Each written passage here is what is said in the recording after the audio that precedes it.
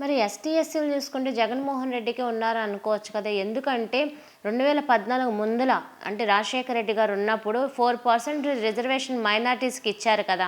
ఆ కుల ప్రభావం వల్లే ఇక్కడ మేము 4 సార్లు ఓడిపోయాం.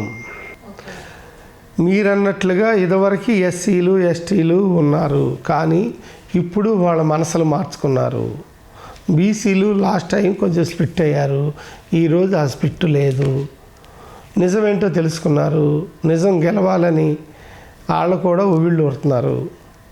చంద్రబాబు నాయుడు గారు ఏమేం చేశారు, అప్పుడు ప్రభుత్వం ఎలా ఉంది, ఇప్పుడు ప్రభుత్వం ఎలా ఉందని చూశారు. అమ్మబడి ఇద్దరికి ఇచ్చారు, తర్వాత ఒక్కరికి ఎందుకు ఇచ్చారు? ఏదో కాజు కరెంటు బిల్లు ఎక్కువని ఒక జీవో యాడ్ చేసేసారు. కరెంటు బిల్లు 7 సార్లు పెంచారు. 1000 రూపాయలు కరెంటు బిల్లు వచ్చేదానికి మరి పెంచితే 1000 రూపాయలు రాదా పేదోడింటికి? ఆయన ఎలా బతుకుతాడు?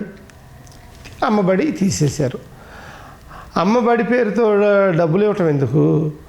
మళ్ళీ నాన్నకి మందు తాగిన తమ్ముళ్ళకి, అన్నలకి, నాన్నలకి నాన్న బుడ్డు అని చెప్పి తగ్గియటం ఎందుకు?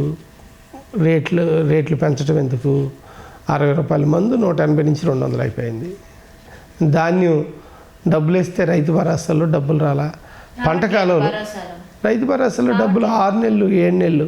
ఈసారి పర్వాలా, ఈసారి పర్వాలా. పోయినసారి బయట పోయినసారి కొనకుండా చేశారు మిల్లర్స్ని, బయట వాళ్ళని. ఈరోజు బయట వాళ్ళకి అమ్ముతున్నారు. అంతేకాకుండా ఒక్క పారమట్టి తీయలేదండి మురుగు కాలువలో. ఒక్క కాలువ రాష్ట్రంలో తీయలే.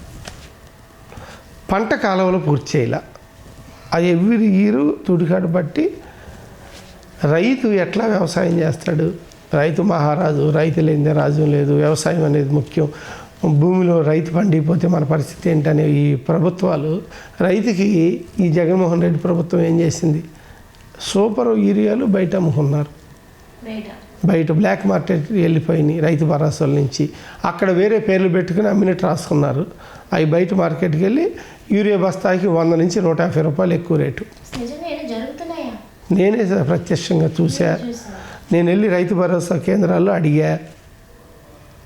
500 బస్తాలు వచ్చినాయి అనుకోండి, 150 బస్తాలు ఇక్కడికి ఇవ్వటం, 350 బస్తాలు బయటికి వెళ్ళిపోవటం. విత్తనాలు ఏ నెలలో ఏ విత్తనం వేయాలో వ్యవసాయ అధికారులు ఎప్పటికప్పుడు క్లైమేట్ని బట్టి మార్పులు చేర్పులు చేయాల్సింది చేయరు. స్కిల్ డెవలప్మెంటు లేదు. దాని మీద పైగా కేసులు. ఇలా ఒక రంగం కాదమ్మా వ్యవసాయ రంగం దెబ్బతింది. సిపిఆర్ వారంలో రద్దు అన్నాడుగా, చేశారా?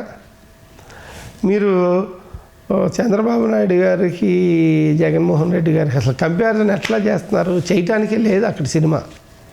ఈయన విషయం తెలియదు కాబట్టి ఒకసారి సీఎంగా ఎన్నుకోవాలని అవకాశం ఇచ్చారు ప్రజలు దేవుళ్ళేనండి. ఎప్పుడు ప్రజలే వరాలు ఇవ్వాలి నాయకులకి. ప్రజలు వరాలు ఇస్తేనే వీళ్ళ అధికారాలు. అందుకే నందమూరి తారక రామారావు గారు అన్నారు ప్రజలే దేవుళ్ళని. ఈ సమాజం దేవాలయం ఆటోమేటిక్గా వీళ్ళ దేవుళ్ళు అయితే సమాజం మొత్తం కలిపితే దేవాలయం. నాయకులు చంద్రబాబు నాయుడు గారు నిన్న మీటింగ్లో మాట్లాడారు. జగన్మోహన్ రెడ్డి శాశ్వతం కాదు, చంద్రబాబు నాయుడు గారు శాశ్వతం కాదు, సమాజం శాశ్వతం. ఈ గ్లోబ్ శాశ్వతం. అందులో ఉండే మన జీవితాలు శాశ్వతం. లైఫ్ ఈజ్ బ్యూటిఫుల్ అమ్మా. అందమైన లైఫ్ని ఆహ్లాదంగా మరల్చుకోవటం అనేది మన చేతిలో ఉంటుంది. మరి మంచి నాయకులు ఎన్నుకోవటం మన చేతిలో ఉంటుంది. మంచి పాలన అందించడం మన చేతిలో ఉంటుంది. మనకేంటయ్యా ఉందా కత్తి అంటే ఓటు. ఆ ఓటుతో నరకాలి. ఎవరు నరకాలి, ఎప్పుడు నరకాలి, ఎలా నరకాలని ప్రజలే నిర్ణయిస్తారు. ఈసారి జగన్మోహన్ రెడ్డి గారికి అది తప్పదు.